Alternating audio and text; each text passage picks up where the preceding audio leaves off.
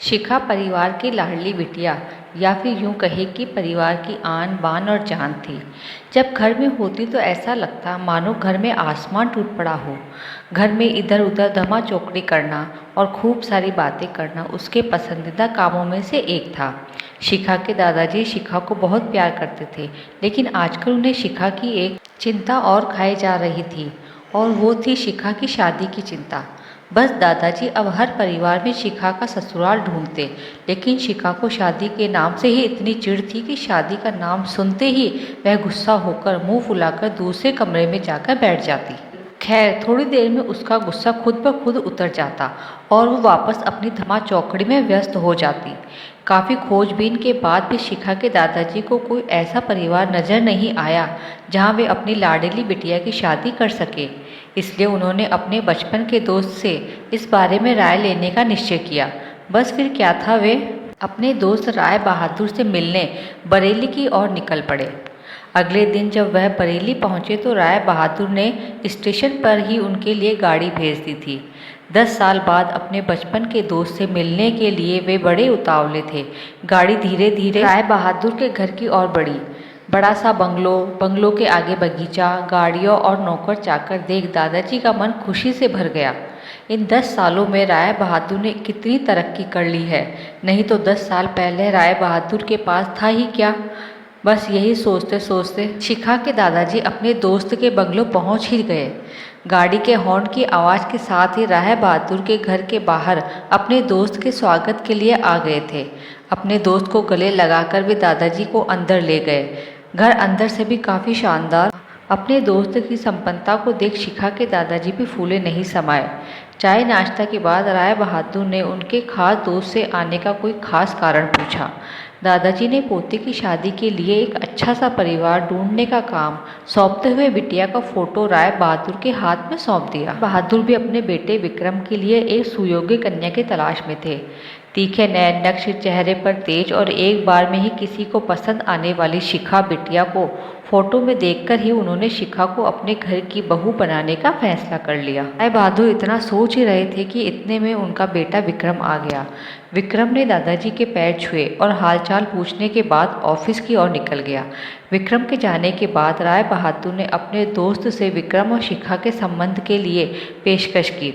शिखा के दादाजी को लगा जैसे राय बहादुर ने उनके मुंह की बात छीन ली हो। खैर, प्रसन्नता से विदा लेकर अपने घर आने का कहकर दादाजी अपने घर की ओर निकल गए। विक्रम को शिखा बहुत पसंद थी, लेकिन विक्रम की माँ विक्रम की शादी अपने से बड़े घर में करना चाहती थी। लेकिन विक्रम के मनाने पर वह मान गई और तय समय पर विराम और शिखा की शादी हो गई।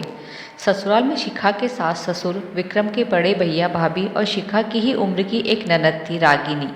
अपनी सादगी और सबका अच्छे से ख्याल रखने के कारण शिखा ने घर में सबके दिलों में जगह बना ली थी, लेकिन अपनी तमाम कोशिशों के बावजूद अपनी सासू माँ का प्यार पाने में असफल रही।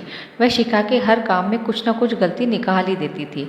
अपनी शादी की रात को ही विक्रम ने शिखा से साफ साफ कह दिया था कि घर के किसी भी मामले में मैं बिल्कुल नहीं बोलूँगा, ना तो मैं किसी बात पर माँ से बहस करूँगा और ना ही तुम्हारा साथ दूंगा। तुम्हें अपनी समझदारी से ही काम लेना होगा। लेकिन शिखा की लाख कोशिशों के बावजूद भी सासू माँ के व्यवहार में कोई परिवर्तन नहीं आ रहा था। शिखा की ननद जरूर उसकी माँ से शिखा के प्रति इस तरह के व्यवहार पर उलझ जाती, लेकिन इससे भी केवल बात बढ़ने के अलावा कुछ नहीं होता। इसी तरह करीब 1 साल निकल गया। शिखा और विक्रम को 2 जुड़वा बेटियां हुई। यह समय शिखा के लिए अग्नि परीक्षा का समय था। शिखा का दर्द शिखा के लिए आंसू बन गया था। ससुराल में शिखा को संभालने वाला कोई नहीं था और विक्रम और उसके पापा ने शिखा को अपने मायके भेजने के लिए पहले ही मना कर दिया था।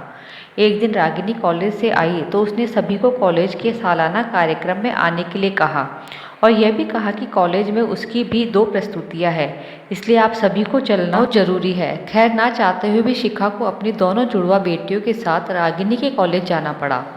कार्यक्रम की शुरुआत में गीत संगीत की कई प्रस्तुतियां हुई। उसके बाद मॉडलिंग राउंड शुरू हुआ। दर्शकों ने तालियों के साथ सभी का उत्साहवर्धन किया। मॉडलिंग में रागिनी ने भी हिस्सा लिया था। आखिरी राउंड में रागिनी के साथ 4 और लड़कियों को सेलेक्ट किया गया, जहां सभी ने जज द्वारा एक एक सवाल पूछकर विजेता घोषित करना था। सवाल जवाब का दौर शुरू हुआ। इसी कड़ी में जज साहिबा ने रागिनी से सवाल पूछा, अगर घर में तुम्हारी माँ और भाभी में से किसी एक का साथ देना हो तो तुम किसका साथ दोगी? पूरे सदन में खामोशी छाई थी। सभी रागिनी के जवाब की प्रतीक्षा कर रहे थे। तभी रागिनी ने थोड़ा आगे बढ़कर कहा, अगर भाभी सही है तो अपनी भाभी का। साहिबा ने आगे पूछा, क्यों? रागिनी ने जवाब दिया, क्योंकि मुझे भी कल किसी की भाभी बनना है। जवाब सुनते ही पूरे सदन में तालियां गूंज उठी। सभी रागिनी की सोच और उसके सटीक जवाब की प्रशंसा कर रहे थे। रागिनी को विजेता घोषित किया गया। पुरस्कार लेने से पहले रागिनी ने सभी से कुछ कहने के लिए माइक थामते हुए कहा, हर बेटी अपनी माँ से बहुत प्यार करती है और माँ भी अपनी बेटी के दिल के सबसे करीब होती है। इसी तरह हमारे घर की बहुएं भी तो किसी की बेटियां हैं। आज हम किसी की बेटियां हैं, कल से किसी की भाभियां और बहुएं बनेंगी। अगर कल से हमें कुछ दुख हुआ तो हमारी माँ को भी दुख होगा और इसी तरह हमारे घर की बहू को दुख हुआ तो उनकी माँ को भी दुख पहुँचेगा। और इस दुनिया में किसी इंसान को किसी की भी माँ को दुख पहुँचाने का कोई हक नहीं है। इसलिए हर सास अपनी बहू को अपनी बेटी समझे तो आगे चलकर उनकी बेटी भी खुश रहेगी। रागिनी ने इतना कहते ही पूरा सदन एक बार फिर तालियों की गड़गड़ाहट से गूंज उठा। तालियों की गड़गड़ाहट के बीच ही शिखा की सास ने शिखा को गले से लगा लिया। तो दोस्तों, ये थी हमारी आज की कहानी। आपका क्या कहना है इस कहानी के बारे में, हमें कमेंट करके ज़रूर बताएं। वीडियो को लाइक कर दीजिए और इसी तरह की कहानियाँ लगातार देखने के लिए चैनल को सब्सक्राइब करके घंटी को दबाकर ऑल पर सेट कर लीजिए, ताकि आने वाली वीडियो का नोटिफिकेशन आपके पास तुरंत पहुँचे। मिलती हूँ अगली वीडियो में। धन्यवाद। और हाँ दोस्तों, चैनल को प्लीज़ सब्सक्राइब जरूर करिए।